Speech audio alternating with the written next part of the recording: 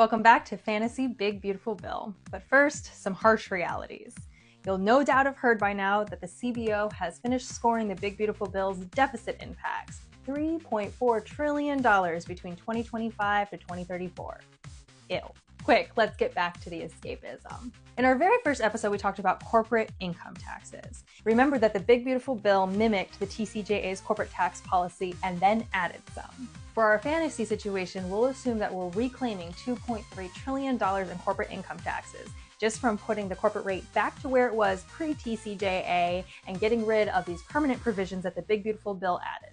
That leaves us with a $1.1 trillion hole to fill. And this is when I'm going to tell you something that's going to make you super mad. The Center on Budget Policy and Priorities has already made a fantasy model for us when it comes to individual tax rates. And they calculated that if we put tax rates back to pre-TCJA levels, not for all individuals, but just for households at $400,000 plus per year, that we would take $2.4 trillion off the Big Beautiful Bill's price tag.